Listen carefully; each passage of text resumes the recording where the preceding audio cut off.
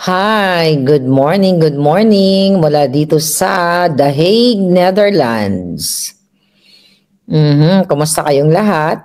At syempre, andito tayo, maaga tayo ngayon. Ang ating alindog ay maagang maaga. Okay. So, mga kababayan, pag-usapan natin ang mga bangag. So, visa restriction ng mga ngagba. Bago natin pag-usapan yan, nakita ninyo na umami na ang si Julul Santiago, okay, ang NBI director, na talagang hiningi ni Bangag ang ulo ni Congressman Arnie Teves sa kay Horta, kung saan malinaw na ito ay lumabag sila pareho sa international law o sa karapatang pangtao, okay, ni Arnie Teves. Dahil kaya nga, di ba, pinaboran si Arnie Teves ng korte sa Timor-Leste na hindi siya dapat iuwi sa Pilipinas dahil pwede siyang gurgurin ng Bangag administration. So dito mo makikita na ang bansang Timor-Leste ay very bulok din. Kasi 'di ba magkahiwalay ang judicial at ang executive. So ibig sabihin sa ating common na pangunawa ay hindi dapat nakikialam ang presidente sa judicial. Okay? So ang ginawa ni Bangag, 'di ba, tama tayo, tama kayong lahat, na during Asian Summit, dahil nga nag-a-apply itong Timor-Leste na maging part of that, ngayon mga papalangga, inamin talaga ng Bangag administration na hiniling nila ang ulo ni Arnie dahil gigil na gigil sila kay Arnie Teves.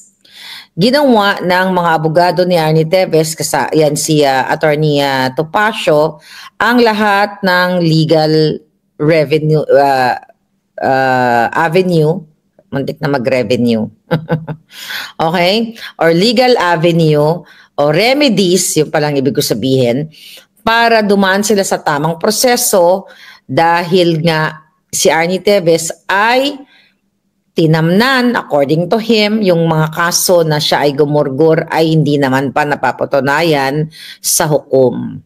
Ibig sabihin, inosente pa si Arnie Teves. Ang ginawa lang ng Bangag administration ay binugbog sa mainstream media na si Arnie Teves ay pinalabas nila na ito ay isang kriminal.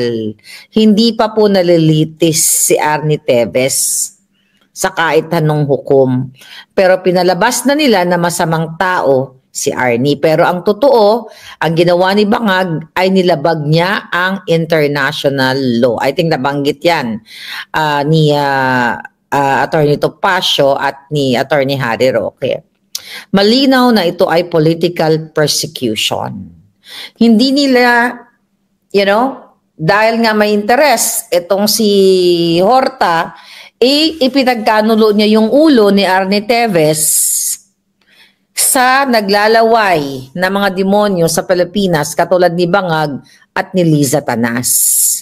Dahil ang expose ko dyan sa inyo, kung natatandaan ninyo, kaya tinatarget yan si Arnie Teves dahil sa gambling business dyan sa Negros na ginustong kamkamin ng Bangag administration.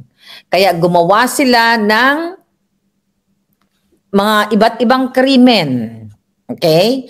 Hanggang naibintang na ito kay Arnie, 'di ba? Yung mga nasa Bilibid, ang dami nun eh. 'Di ba? Yung mga may yung si alimutan na natin yung mga pangalan, nasa dami ng issue.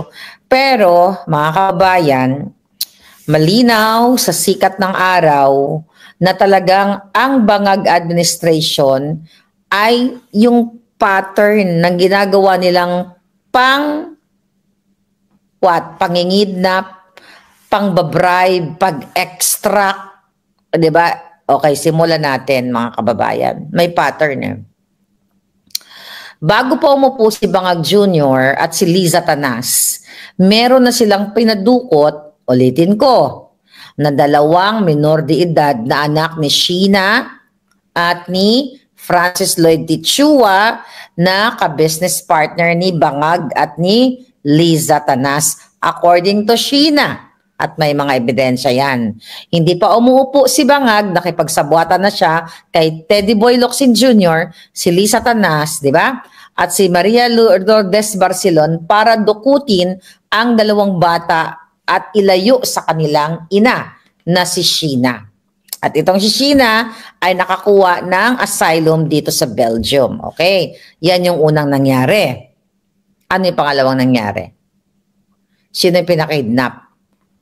Okay, bago pa nila pinakidnap ang Pangulong Duterte, ako pinadala nila ng assassins. Okay, pero sunod na muna natin si si Pangulong Duterte kasi successfully nakidnap nila yung Pangulong Duterte.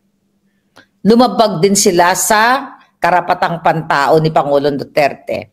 Nakita niyo po yan, hindi ko na kailangan pang ulit-ulitin dahil master nyo na yung issue. Kaya nga tayo ngayon ay nandito sa daig dahil nagpapakita tayo ng suporta.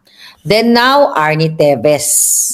Okay? At for sure, gumagawa sila ng paraan para ma-kidnap nila ang ating kaibigang spokes Harry Roque.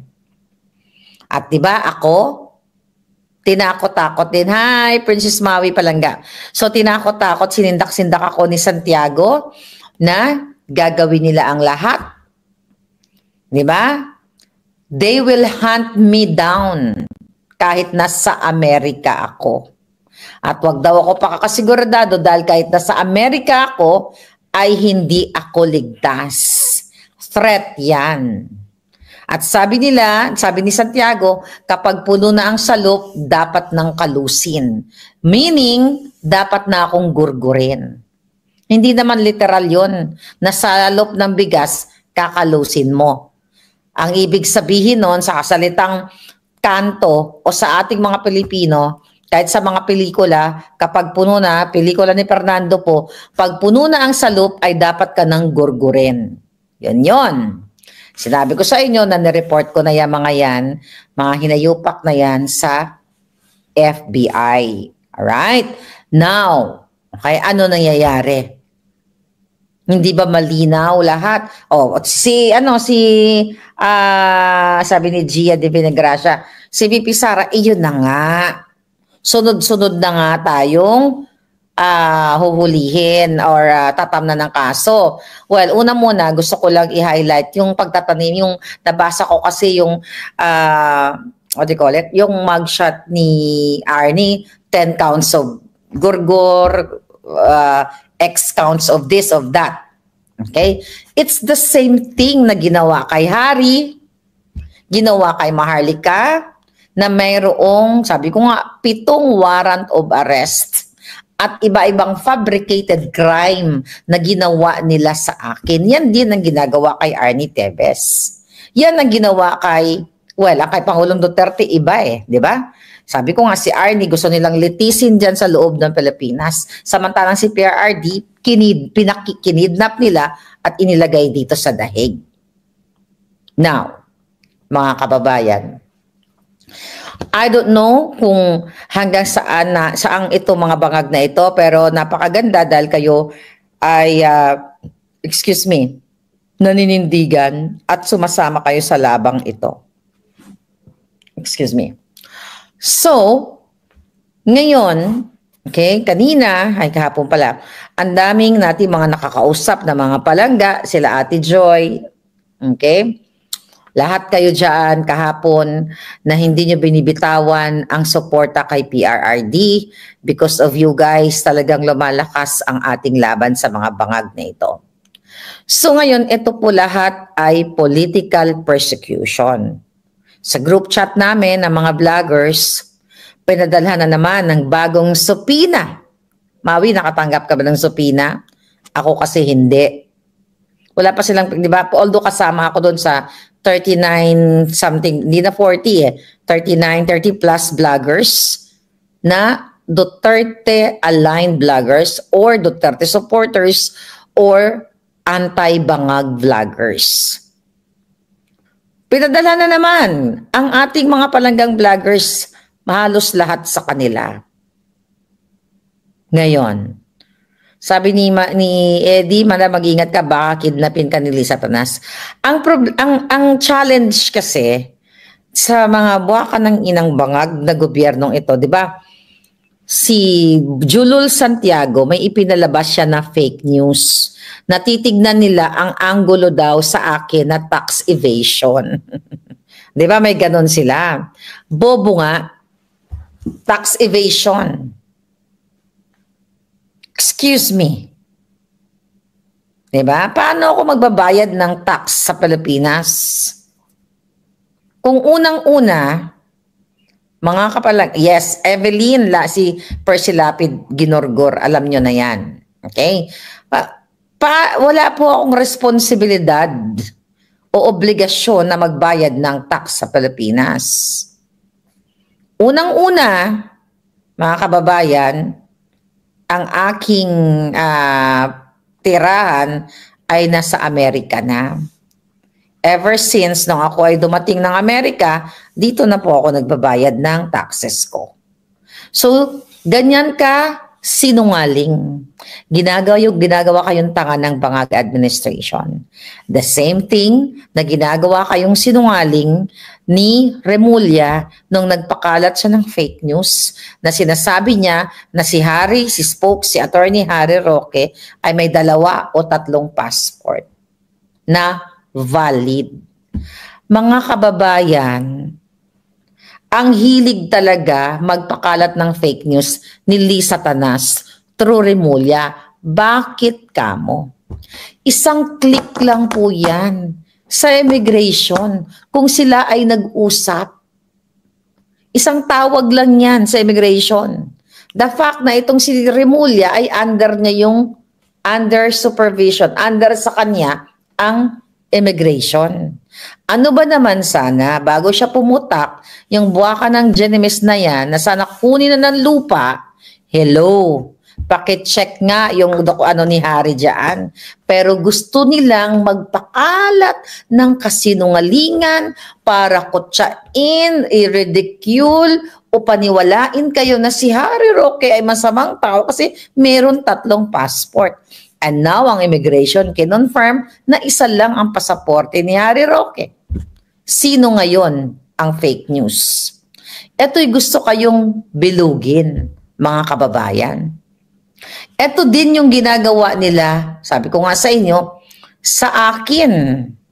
Di ba? Na mga kasinungalingan, kung kaya ni Liza Tanas i-expose ang aking passport. Alam niyo mga kababayan, mga palangga, sa kakapasok o karirinig lang, alam mong ginawa ng mga buwaka ng inang bangag administration, ni Bangag at si Lisa Tanas, lahat ang may author, may kumpas nito. Nung pumasok ako sa Pilipinas, syempre ipipresent ko yung aking passport, 2022. May record ako ng in and out sa Pilipinas, di ba? Meron yan. Computerization. Ang ginawa ng gobyerno ni Bangag, in-expose, ang daming ginawa, ang daming ginawang paglabag sa batas ng mga buwaka ng inang ito. In-expose nila yung passport ko. Meaning, kinuha nila illegally sa Immigration Department at binigay nila sa trolls nila at pinost ng troll nila sa Twitter. Alam niyo yon, di ba sinabi ko sa inyo? So, after few, thank you kay MJ. Shout out sa iyo, sa akin palangga. Si MJ Kiambao ang nag-send sa akin noon, hindi ko makalimutan. Sis, passport mo ba to? Ganyan, ganyan, ganyan. Sabi ko, yes. So, kinuha nila sa immigration. Ganito kababoy ang gobyernong ito. Okay? Ngayon, nilagay nila sa Twitter. Yan po ay paglabag. Okay? Paglabag sa batas ang ginawa ng mga yawa na ito. Okay? Pero ngayon, mga kababayan, Okay, dahil ngayon ay merong umagang-umaga, meron tayong Jaja Tayin. Okay. Ayan na, ginorgor ko na yung isa, padala ni Lisa Tanas. Sabi ni Ma'am Raga, I remember, yes, in-expose nila. Illegally, pero binura lang nila. Sinama ko po yun, mga kababayan, sa case ko, Abel Bacudio versus Claire Contreras. Yung case na yan, unang case na kinaso ni Lisa Tanas through Bacudio. Okay? Dahil tumawag yan, si Bacudio sa mga kaibigan niya, ipinagmamalaki niya, napapailan niya ako ng kaso sa Amerika dahil gagastusan daw siya ni Lisa Tanas.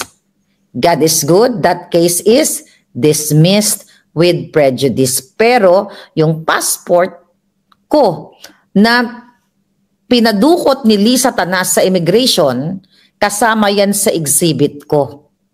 Kahit tignan nyo nandyan sa internet, makikita nyo yung lawyer ko si Bennett Kelly. Google nyo, nakita nyo na yan. Now, ngayon, good thing. Bakit kamo?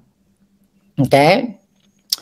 Kahapon, dito sa Amerika, ay nagkaroon ng statement ang aming US Secretary na si Senator Marco Rubio, na kung saan yung bagong policy na ipapatupad ng US ng Amerika ay what?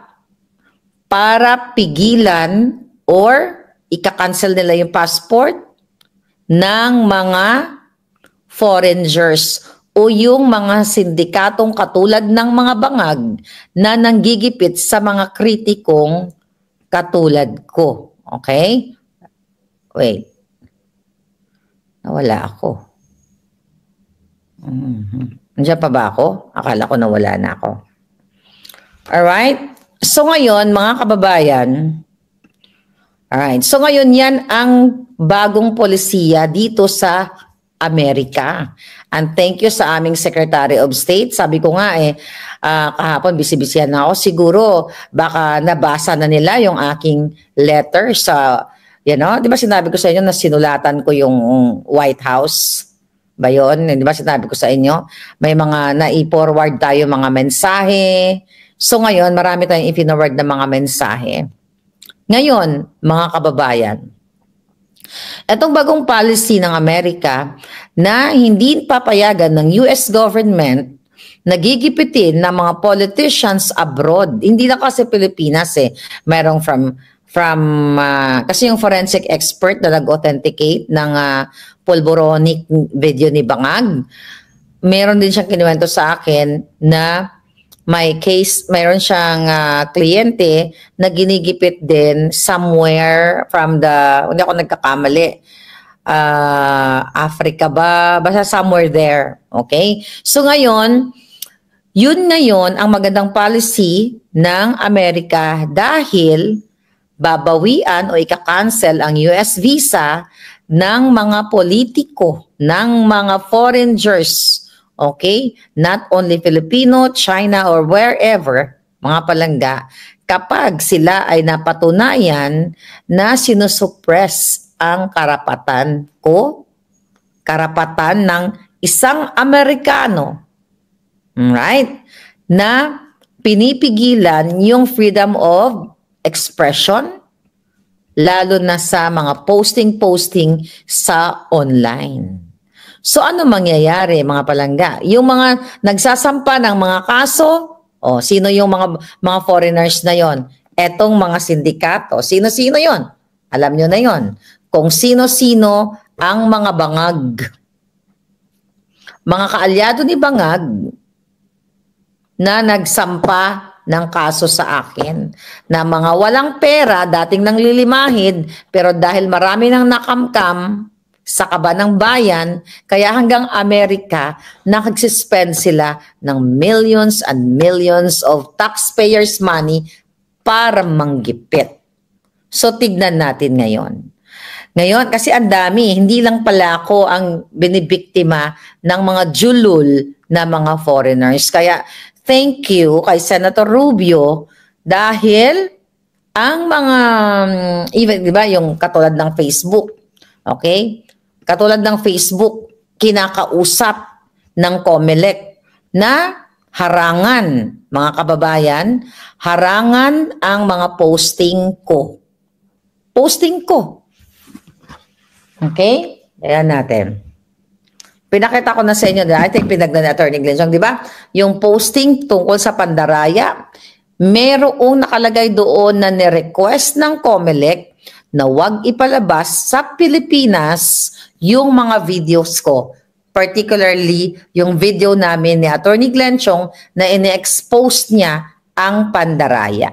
So, sinisindak ng COMELEC, ng gobyernong Bangag, ang mga yung mga opisina ng Facebook. Dinidiktahan nila para isuppress, stapler ang aming mga bibig. It's like para na kaming ginurgur. Diba?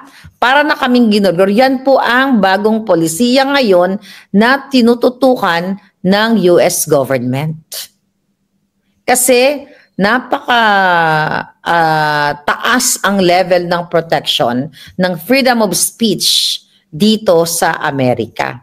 So ang ginagawa ngayon, dahil si Lisa Tanas ay dating paralegal, hindi naman niya nag-abogada dito. Yung sinasabi niyang very New York siya. Very New Yorker. Siya po ay pusali sa New York. Very ghetto. Di ba? Pag nagsalita, di ba? Oh man, pang ghetto yan.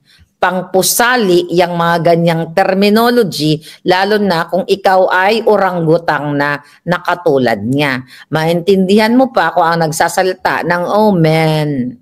Diba? Doon sa interview niya kay Taerna, kung ito ay mga 18 anyos, 16 anyos, yung mga, mga terminology, mga ganyan. Pero yung katulad ni Lisa na malapit ng lamunin ng lupa,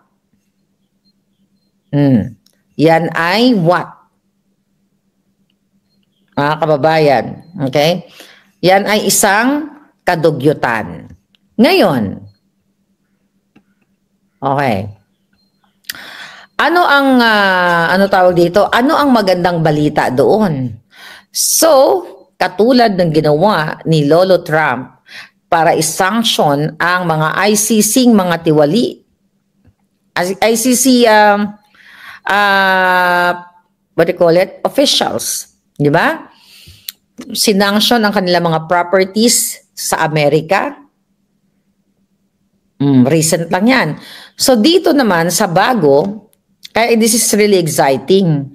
Yung mga demonyong mga sindikato, katulad ni Lisa Tanas at lahat ng mga kasabwat nila, baka ito ang magiging kapalaran. Kasi alam nyo naman na ang pera ninyo, pera ng bayan, ang karamihan sa kanila ay binili ng bahay dito sa Amerika.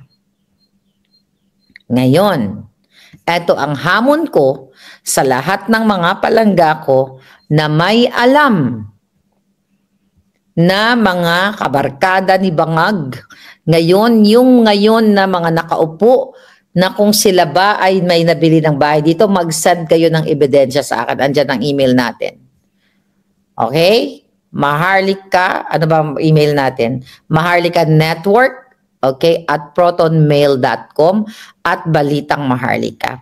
Kasi kung ito ay kasama sa mga listahan na mga nanggigipit sa akin, ay subukan natin, di ba? Baka sanction lahat ng mga hinayupak na ito.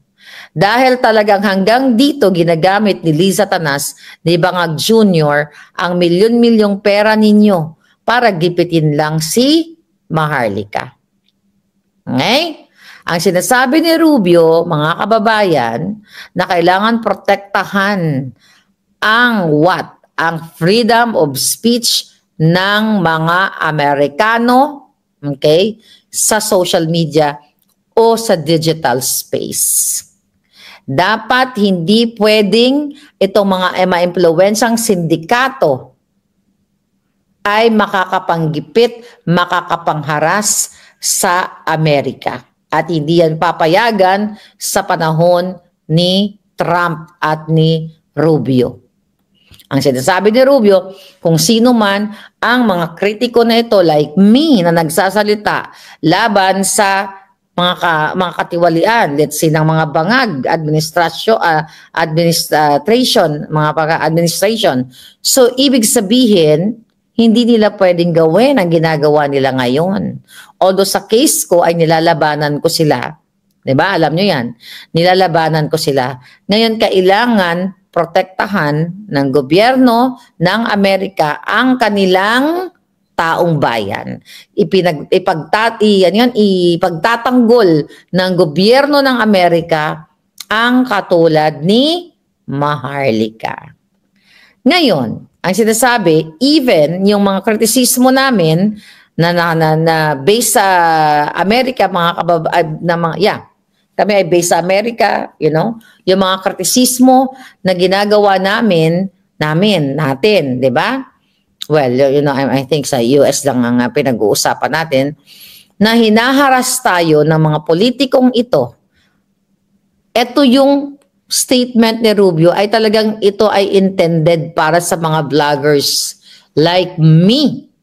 Kasi ito ay legal harassment. Itong tawag dito, legal harassment, ginagamit ang pera ng bayan, gagamit si Lisa Tanas ng proxy, kukuha ng mga abogado, di ba? Na mamahalin, for your information, mga palangga, ang retainers fee dito, okay, ng mga abogado sa Amerika, ay, nagre-range siya 15 to 20,000 US dollars.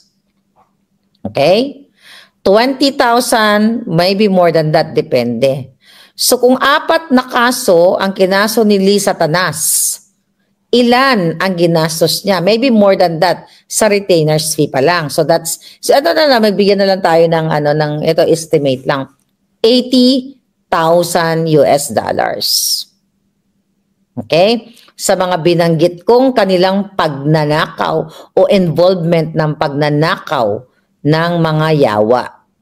So ngayon, mga kababayan, ito, i-add nyo, magkano, meron pa yan kasi, may translation. Alam nyo ba kung magkano ang binabayad ng mga kalaban ko sa kanilang translate lang? Alam nyo ba yung mga video ko na nireklamo nila? Ito for your information. Ilang video yon? Siguro 20, sabi mo ng 20 pero more than 20. You know how much yung isang oras na ibabayad ng mga bangag sa translation pa lang para biyo kayo ng idea? Nagre-range sa 5,000 US dollars. Isang oras pa lang na video kasi ang video natin Tagalog. Let's, okay, tignan natin. Mga kababayan, 5,000, magkano sabi ko? 5,000 US dollars, di ba? 20 plus yun yung aking video, yata. 20, may get baka 30 pa. No, actually, I'm just referring sa isang case. Kung 5,000 US dollars ang binabayad ng bangag administration sa isang oras na video ko, that's 100,000 just for the video, US dollars. Pera nyo yan. Okay? Kasi ganun dito para bigyan ko lang kayo ng idea. Dito sa kaso-kaso, na kinakaso nila sa akin, dahil Tagalog yung ginagamit kong salita, mag-hire pa sila ng translator. Okay, yun nga, yung ta-translate, certified, babayaran, libo-libo yan. Walang pakundangan si Lisa Tanas na maggastos ng pera ng bayan. Dahil hindi naman nila pera ninyo. Binibigyan ko lang kayo ng idea sa isang case na final nila sa akin kung ilang milyong pera ang ginagastos ng pera ng bayan. Nakita nyo na?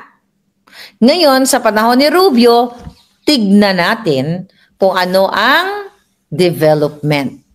Okay? Tignan natin. Nakita nyo na. So dito, ang per ora ng abogado, $550 ang pinakamababa, maybe may mababa, depende sa kategorya ng lawyer. $550 to maybe more than 1,000, 800, 900, 1,000. Okay? So, per ora pa lang yan. So, tinitignan-tignan ko yung mga kaso nila. Baka nakagastos na sila.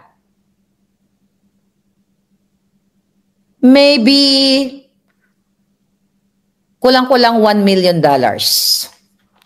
Estimate lang to ha. Pwede ako magkamali. Estimate lang to mga kababayan. Ganyan kayo ni pinagnanakawan ni Marcos Jr., ni Lisa Tanas, at sa panggigipit sa akin, sa amin, kay Harry. Well, I think Harry is, hindi naman siya ipagkakanulo ng Netherlands government. I don't think so kasi nga ongoing yung kanyang application. Kaya galit na galit si Lisa Tanas sa amin. Si Bangag, lalo na sa akin, hindi niya ako mapadukot. Hindi niya mapakancel yung passport ko. 'Di ba yung una? Nung si Taberna ang nag-file ng yes, Ian Chu Tanya Kauya. Nung unang nagkaso sa akin si Taberna, naggumawa siya ng fabricated address diyan sa Pilipinas. Good luck sa inyong lahat. Okay? Basta good luck sa inyo sa bagong ngayon, pronouncement ni Rubio. So, nung gumawa si Taberna ng peking address, alam niyo yun, di ba? Ano ang sabi ni Taberna? Balikan yung sinabi ni Taberna, makikipag-ugnayan sila na, mayroon pa sinabi si Taning, may tutumba, may tatagilid na isang vlogger. Kasi akala nila, mga kababayan, during that time, ano pa yun si Lisa Tanas over na siguro, na-excite siya. Akala nila kasi Philippine passport ako. So meron daw tatagilid na vlogger, makikipag-ugnayan sila sa DFA, sa US Embassy. Anong ibig sabihin ni Taberna? Makikipag-ugnayan sila para, di ba, ang term nila, ipa-extradite ako katulad ng ginagawa o ginawa nila kay Arnie Teves, right? Ang gusto nilang gawin kay Spoke Sari Roque, kaya tinamnan nila ng kaso si Spoke Sari, katulad ko, katulad ni Teves, katulad ni Sheena, si distressed mother, tinamnan rin ng kaso yan. Pare-pareho kami ng kapalaran, mga palangga. So ngayon, gusto ko lang ipakita sa inyo yung mga kaso-kaso, hindi po biro ito. Ang gastos ng mga bangag. Huwag kayong mag-alala. Darating tayo dyan sa lahat ng mga comment ninyo.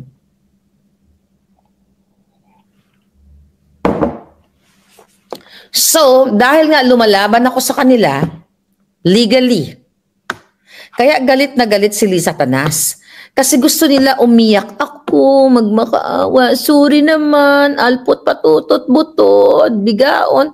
Gusto nila magganon ka. Kasi ang intention ng mga kasong ito, katulad sa mga vloggers dyan sa Pilipinas, na mga kapwa ko vloggers, ang intention lahat niyan ay legal harassment. Ibig sabihin, yung panghaharas nila ay ginagawa nilang legal. Through paggamit ng pang-aabusong kapangyarihan katulad ng ginawa ni Bangag na kinausap ang presidente ng Timor-Leste para makuha nila yung ulo ni Bangag. 'Di ba? Ano ang sabi ni Taberna? Makikipag-ugnayan sila sa embahada sa DFA, recorded yan, hindi yan gawa-gawang kwento, at sa US Embassy. Kasi siguro, nag-usap siguro siya ni Lisa Tanas, ipadukot, ipabalik yan dito si Maharlika sa Pilipinas para gawing persilapid. Siguro ganon yung mga usapan nila. Hindi nila ako agad-agad makuha, pero pwede nila akong kunin. Diba? Pwede silang mag-hire, katulad kay Pangulong Duterte, ng eroplano. Okay? Ng ano pa, ng mga sindikato para ipadukot ka. Yan ang pwede nalang gawin. Okay? Kasi nakita nyo na yung pattern ng kidnapping na ginagawa nila. Walang iya na tong Marcos Bangag na ito. Kaya, well, ako, araw-araw akong lalaban sa kanila. At yun nga, dito sa bagong pronouncement ng mga bangag na ito, ng bangag na ito, bagong pronouncement ni Senator Rubio, Secretary of State, tignan natin kung anong magiging kapalaran ng mga bangag. Kaya nga sabi ko, yung mga puting ahas, kung may alam kayo na may mga properties dito, dito ko sa no, sa Amerika, mag-email na kayo ng bonggang-bongga sa akin para ipacheck na natin sa Department of State ang kanila mga nakaw na yaman dito para ma-forfeit, papakinabangan ng gobyerno ng Amerika. Marami naman Pilipino dito. At least may pakinabang din kami doon, di ba? I-ano natin para ma-sanction na yung mga jutang ginimes na yan. Alright? Tata Basera, ay palangga, punta ako dyan. Dahil kita uli ng tsokolate. Ako, pinapataba mo ako, but thank you. Yes, magkita-kita tayo ha. Birthday ni Vice President Inday Sara, bukas na yon. Ang mga alindog ninyo. Magandang gabi, Miss Marnica, watching from Vancouver, sabi ni Mr. U Music. Okay? Ngayon, mga kababayan. So, itong mga sindikatong ito, natin ano sa tingin nyo ang mga susunod na mangyayari? Okay, may katanungan ba kayo? May nagsabi dito, huwag kumpiyansa ma'am, tandaan mo, traidor ang admin, sabi ni Carmi. Yes, hindi naman ako nagpapakumpiyansa, di ba? Nag-ingat tayo. Daniel Maravilla, tapos si Torre, PNP Chief. Yeah, alam nyo na, demonyo na gobyerno nyo. Ewan ko din sa mga Shonga Bells na mga general, imagine nyo na na bypass kayo. Di ba? Si Dean Chase nga daw po, delikado. Isa pa yan si Dean. In-advisean ko na yan si Dean kung anong maganda niyang gawin. Na-advisean ko na yan palangga na yan. Hindi na nga kami nagkita. Dapat magkikita kami bago ako pumunta ng Hague. Okay? Ngayon, nag-hallucinate na si Bangag at si Romualdez. Ngayon, tagilid na. Kulang na ang budget nila. Ngayon, mga kababayan, this is very exciting.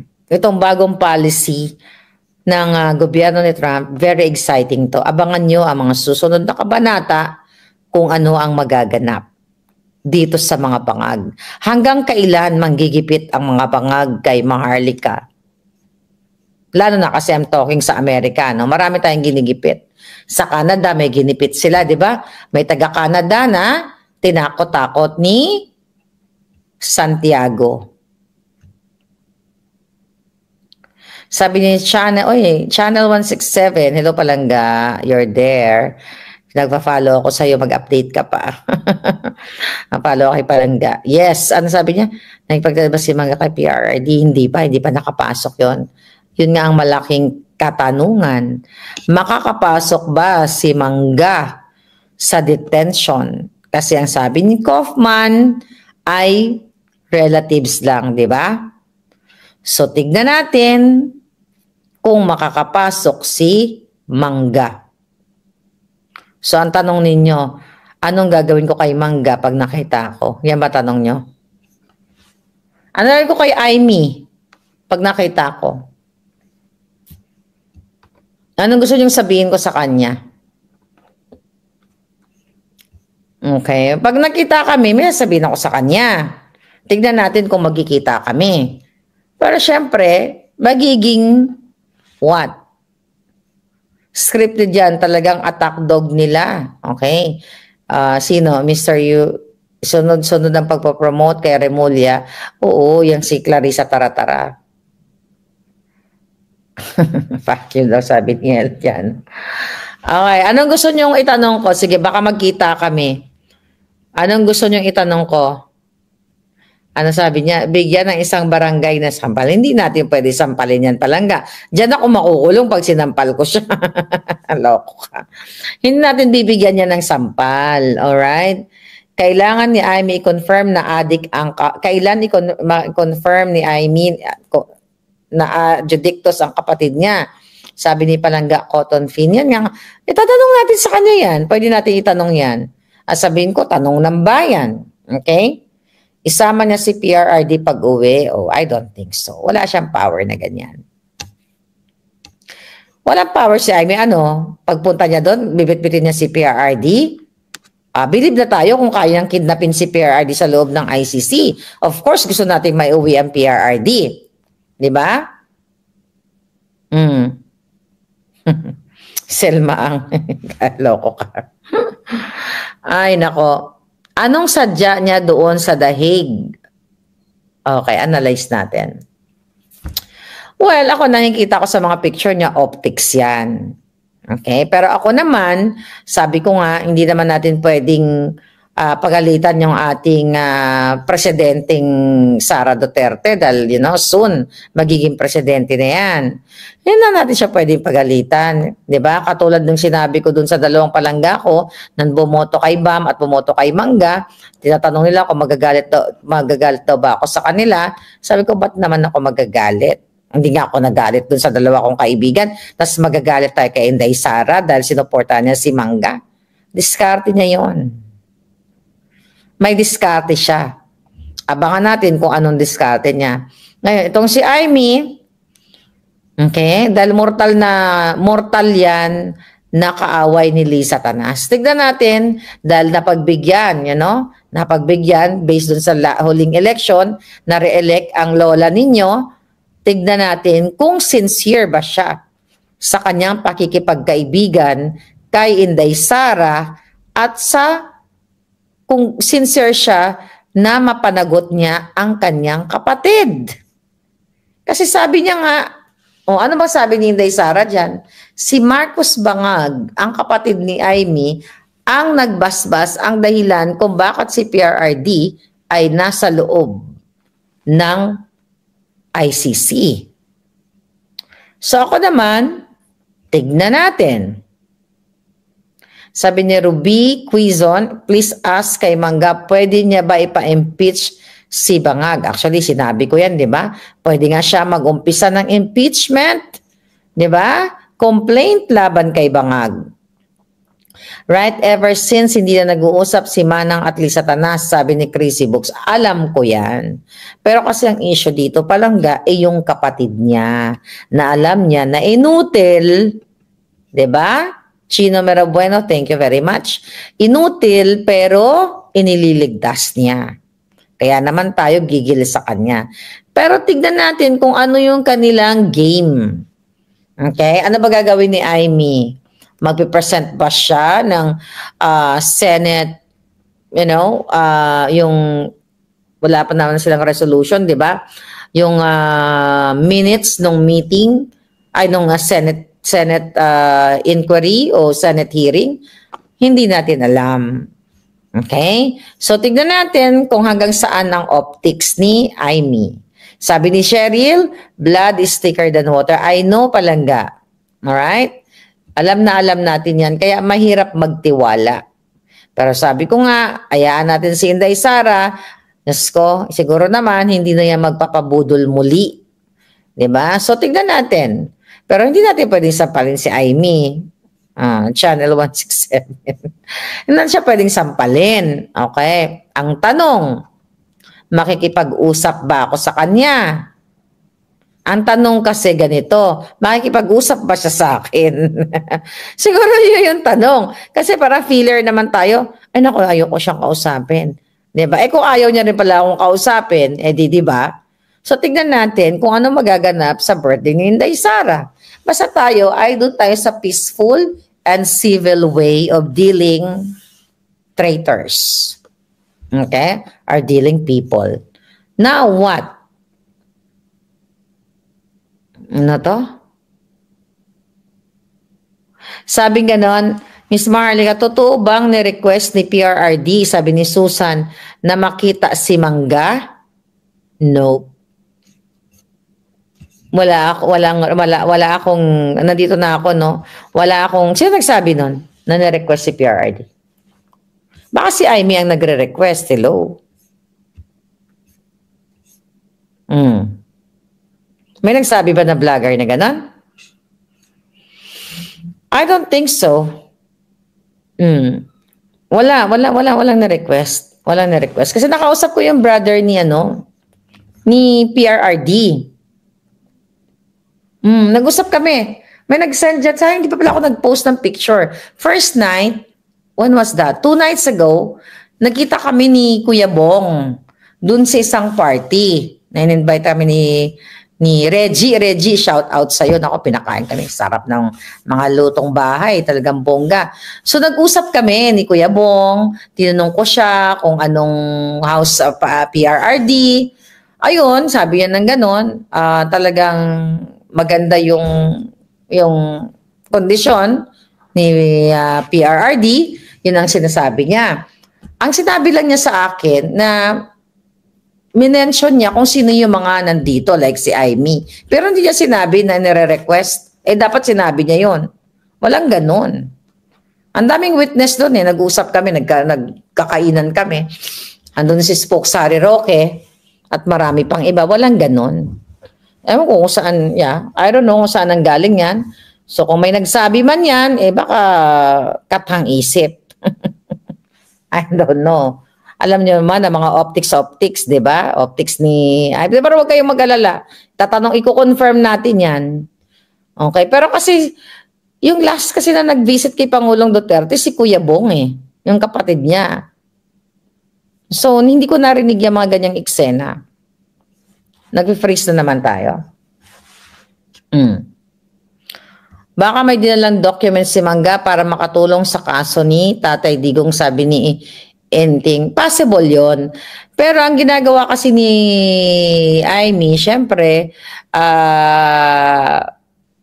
last minute, di ba?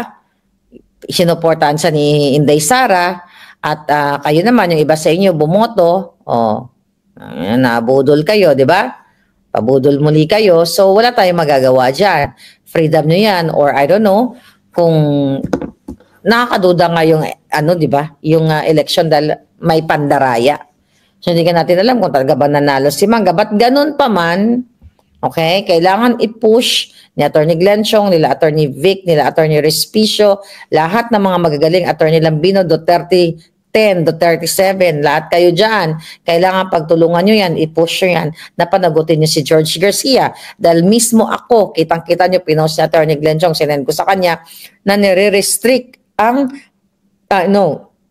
nire-restrict ang pag-disseminate ng information ng bunganga ko dyan sa Pilipinas. Ayaw ipalabas ng COMELEC. Legally, ni-request nila sa Facebook. Ito naman si Facebook, ginawa, I don't know kung anong panghaharas na ginagawa ng gobyerno ng mga bangag dyan sa Facebook Philippines. Baka tinatakot sila na ito, pag hindi nyo ginawa, ito yung mangyayari sa inyo. So kitang-kita yan, may ebidensya yan. Isasama natin lahat yan sa mga exhibit, okay? Excited ba kayo sa mga exhibits natin? Isama natin lahat yan. Ngayon,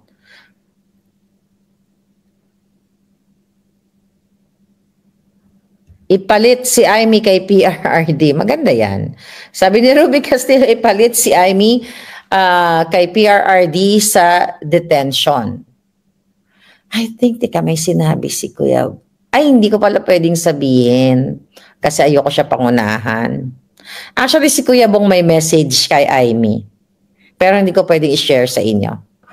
Kasi siya ang magsasabi nun, hindi ako. 'Di ba? Para naman excited ako. Tsaka ako na lang sasabihin, well, kailangan marinig natin.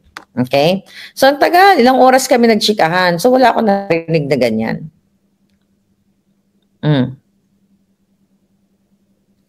Sabi ni Dance, ang nagsabi, ma'am, yung mga tindera ni Mangga. May appointment ko, no. Although, here's the thing. Tama ba? Ito lang naman iisipin ko kung tama bang sabihin ko tong information na to. Okay, I think pwede kong sabihin. Alright? So kasi 'di ba, nakita niyo nagpicture-picture siya sa kay Kaufman. Si Kaufman kasi 'di ba siya yung counsel ni Pangulong Duterte. So sa pagkakaalam ko lang, siya yung may parang final say o may control. Maybe mali ako Pero ang pagkakaalam ko, si Kaufman ay wag na lang. Sorry baka kasi hindi dapat sabihin. Teka, pag-isip ako isang segundo pa. I think it's, wag na.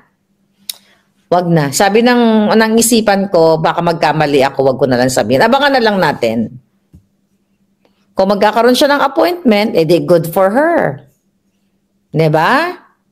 Tignan natin. Pero ako, ang naulinigan ko lang talaga, siya nga yung lead counsel Jai. So, tignan natin. Kasi di ba ang sabi ni Inday Sara, pwede lang, ang nalala ko talaga, well, baka magkaroon ng changes na mga family pala, o loved ones, or mga family, blood-related, di ba? Ang pwedeng bumisita kay PRRD. Yan ang pagkakaalam ko.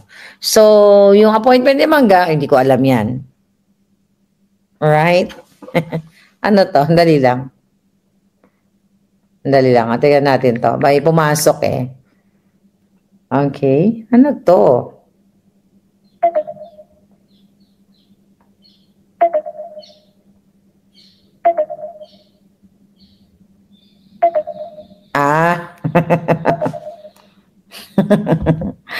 Yeah.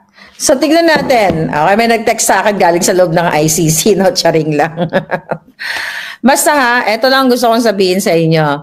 Hindi ko alam yung appointment ni Amy, pero ang pagkakaalam ko talaga, pamilya lang. Pamilya, pamilya, pamilya. So, kung may mga eksenang ganyan, tanong natin kay... Okay, tingnan natin. Okay, hanggang may mga pumapasok tayo itong mga palangga ko. Kaya love na love ko itong mga to Okay, dali lang, mga hitad.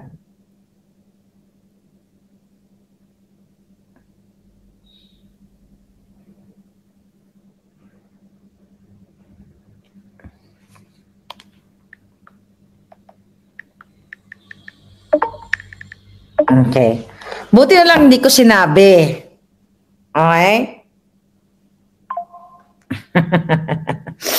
Tawa tuloy ako. Buti na lang talaga pinag-isipan ko, no? Hindi ako nadulas.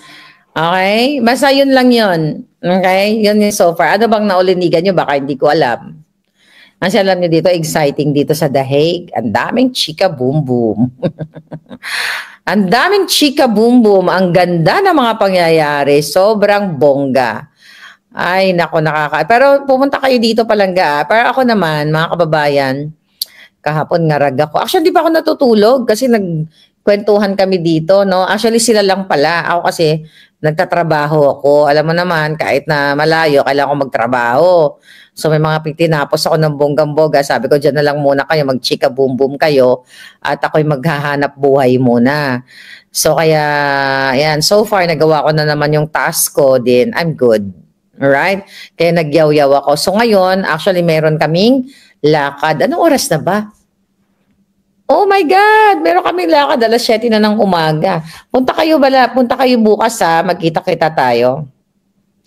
Sabi ni Gerson, ma'am, boboljakin niyo ba dyan si Amy? Hindi ka natin siya boboljakin. Anong gusto niyo? Hindi natin siya... No, sabi ko nga, hindi naman tayo kilala na nananapak. Nakita niyo ba akong nanapak? Wala naman akong ganun. Pero depende yon. Sayaw kayong dalawa ni Spokes, bongga, bangag, song-song dan, sabi ni Cotton Fin. Ayon. Teka na nga natin. Teka, text nga ito si Palangga.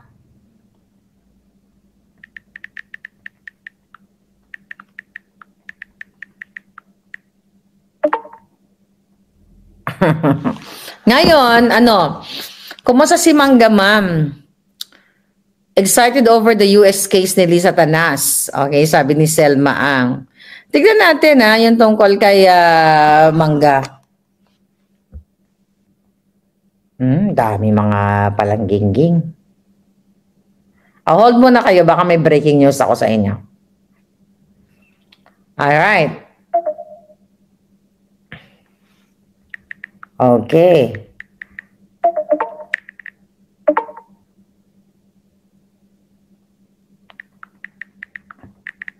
Okay, so ngayon sa mga katanungan, magla-live tayo bukas. Yung tungkol kay Aimee, ayoko naman pangunahan dahil wala naman, sabi ko nga sa inyo, I'm not sure kung anong magic ang gagawin ni Aimee. Basta for FYI, basta ang pagkakalam ko family lang ha. So yan lang muna ang masasagot ko sa inyo. Kailan ka uuwi dito sa Pilipinas? Sabi ni Mads lang. Troll ka ba? Gusto mo ako magurgor? Actually, yung gusto kong mag-shoutout no kay kuya tuloy, kay Ate Joy. Dahil ang bongga ng resort niya sa Zamboanga ba 'yon? Oh, no, not Zamboanga. Somewhere, nakalimutan ko na. Aurora, Zamboanga del Sur. Aurora ba? Zamboanga del Sur. Ang ganda ng resort niya. Sabi niya, Marlica, punta kami daw ni Harry. Sabi namin ni Harry, wanted kami doon.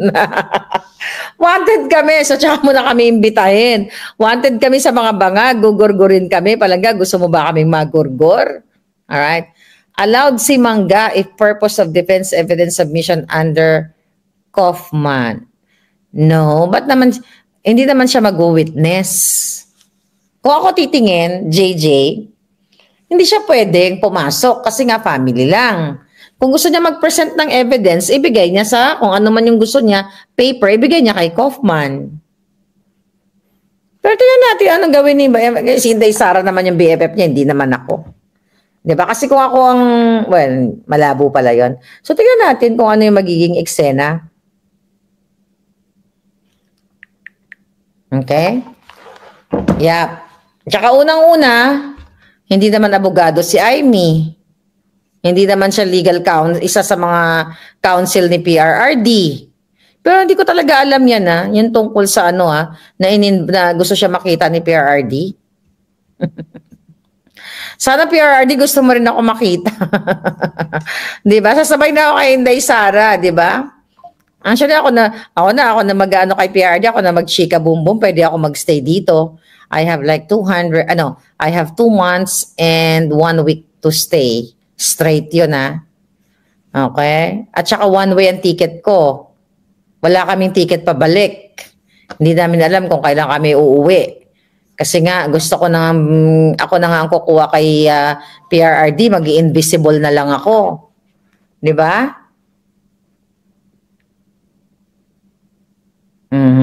Yun na nga. So ngayon mga palangga, eto tignan ninyo. Okay? Yung mga gumagawa niyan, ng mga na yan, kay Aimee, na sinasabi, PR lang yan. Tignan ninyo, PR lang yan. Si di ba? Si ES. Hindi makapasok. Abogado niya yun Si ES, Midaldea. Nakita nyo ba? PR yan. Magkano kaya bayad dyan? Sa PR firm ni Aimee. Tignan natin kung hanggang saan darating ang PR ni Mangga. Wala po. Basta ako talaga sinasabi ko sa inyo. Ako, si Kuya Bong andito pa si Kuya Bong. Kausapin ko nga siya verify ko. Wala talagang ganyan. So napaka naman ni Thank you for what you do. Always worth it to do what is right, sabi ni Irene Baluya. Yeah, thank you Palangga. Gusto niyo magtanong dito? Sa eksena dito sa The Hague? Alam mo, nakakaiyak kanina kumain kami. Uy, sa palangga ko pala, palangga ng bayan. Si Anton, hindi na ako nakapunta sa inyo kasi ngarag-ngarag ang beauty. Ang daming nag-i-invite. Tataba na naman tumaba na naman si Inday, ang feslak ng lola niyo.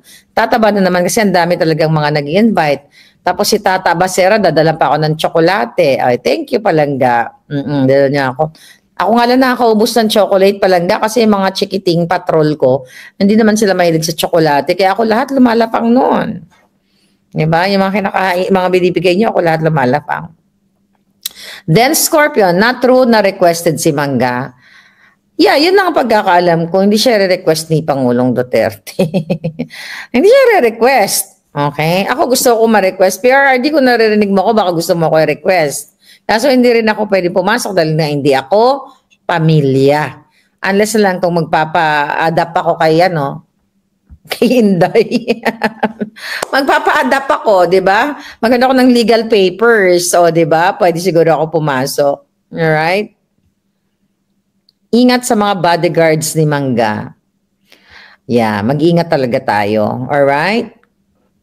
Kumusta na pala si Sas? O, di ba yung kay Sas? Na-unpublish yung kanyang vlog, kanyang Facebook. Yeah. Nausap ko siya na nag-birthday siya. Tingnan natin kung mariretrieve pa niya. Lahat kami ginugurgur eh. Lahat ng mga Facebook namin ginugurgur. So, sabi ni Dance, very suspicious na napayagan si Mangga bumisita pero hindi siya blood related. Yun na nga, palangga. Sabi ni Mr. You Music, may kanta ka sa akin. Ay, may bago na naman akong pakikinggan. Sabi ni Jacob, okay? Miss Marta, excited kami in case mag-meet kayo ni Mangga. Talaga may excitement na ganon. Okay. Ako wala naman akong problema sa kanya. Wala naman akong kasalanan.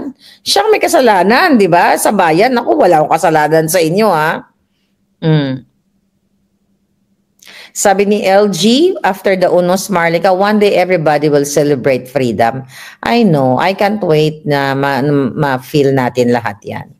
Yun lang naman ako. So, kailangan ma-feel natin yung kalayaan na yon.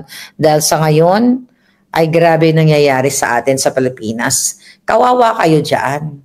Diba? Buti sana kung lahat kayo kasing tapang ni Harry Roque at ni Maharlika.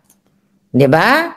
Na kayang asarin ang mga bangag. Yun na naman, alam mo, yun lang naman ang namin, ang kaya namin gawin. Magbangag-bangag, magngiwi-ngiwi, wala naman kaming pera. Si Harry, kung nakikita nyo, nakakaawa nga to si Spokes eh. Namulot ng bisikleta. Hindi, pinulot ng kababayan natin, tapos binigay sa kanya. O, di ba? Ako din, mamumulot na lang ako dito para mabuhay ako. Ang ganda ng bike niya. Kumusta si Cathy Binag? Andyan na si Palangga. Andyan naman siya, Palangga. Kausap ko lang na nakaraan. Okay. Watching from Marinduque si Crystal Jade. Uy, Crystal Jade. Ang pangalan ng manika ko, Maharlika Jade. Diba? Na-miss niyo ba si Maharlika Jade? Sabi ni, ito, sagutin natin. Sabi ni Lynn, Padre Gillan, Woljakan, sabi niya, Ma'am, what if kausapin ka ni Amy na personal at magpaliwanag siya ng side sa'yo? Yung kayong dalawa lang ang mag-usap, okay lang. Mag-usap kami. Gagawin ba ni Amy yun? Tignan natin. Walang problema sa akin makipag-usap, Palangga. Lahat naman nadadala sa usapan. Pero tignan natin yung kanyang sasabihin. Ang tanong, makikipag-usap pa siya? That's another question. One day, you can walk again in the soil of your birth, sabi ni, nawala na, ni LG Marquita.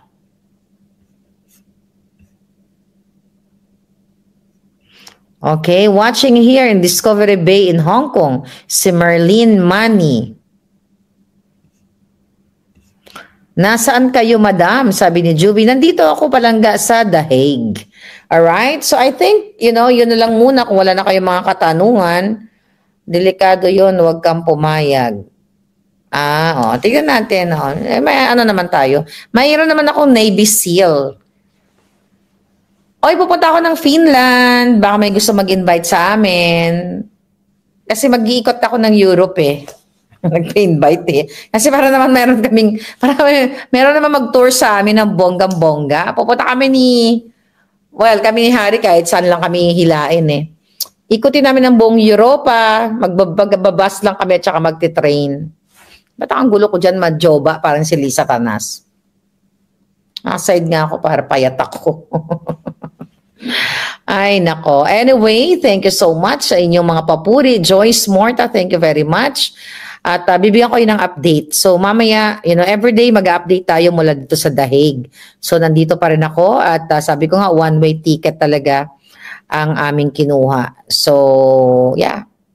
Thank you sa lahat ng mga sumusuporta kay Pangulong Duterte. Alam niyo, sa totoo lang, kanina pumunta ako doon na first time. Naiyak talaga ako. Nakakaiyak. Ako nalulungkot ako kasi kung may kapangyarihan lang talaga ako, iuwi ko na.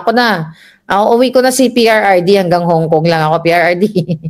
Doon ka na, sumakay ka na. Hindi ako pwede dyan. Hindi ako makaapak. Dahil tinamnan ako ng kaso ng mga bangag. Pero ako, I'm praying every day na dumating yung time na makita ni PRRD ang kanyang buong pamilya at ang mga Pilipino na nag-celebrate ng freedom at 80 years old. Alam mo, sabi ko nga kay Harry, bakit hindi natin, hindi naman ako abogado, tinanong ko sa kanya, bakit natin hindi i-push yan, i-fight natin na, di ba may batas ang dito sa Netherlands na pag 80 years old ka na, hindi ka na kailangan i-jail hindi ka na kailangan i-jail kasi nga kasama yon sa kanilang sa batas nila na hindi na pwedeng i-jail yung 80 anyos. Sabi naman ni Spokes, yeah, possible yon.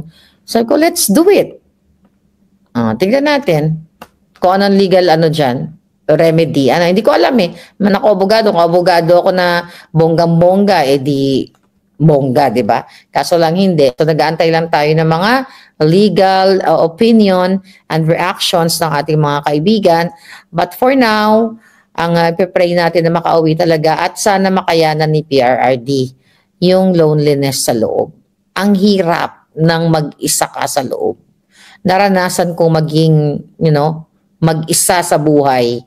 Hindi pa nga ako nakakulong, di ba? Na mawalay sa family nung ako unang tungtong pa lang sa Amerika. Iiyak ka, 'di ba? Malaya nga ako wala pa yung pamilya ko. 'Di ba? Alam niyo yung mga kwento ko, tutulo ang luha mo. Ako, I'm praying to God na maging strong ang PRRD, na talagang labanan niya kung ano man yung feelings, emotions sa loob. Kasi for 80 years ng buhay ni Pangulong Duterte, tough siya. Alam niyo naman yung personality niya, happy person. Tapos ikukulong nyo at that age, kikidnapin ninyo. So gusto ko magbayad talaga tong mga bangag na to sa lalong madaling panahon. So yun lang muna mga palangga. Okay, I'll talk to you again later. Thank you very much.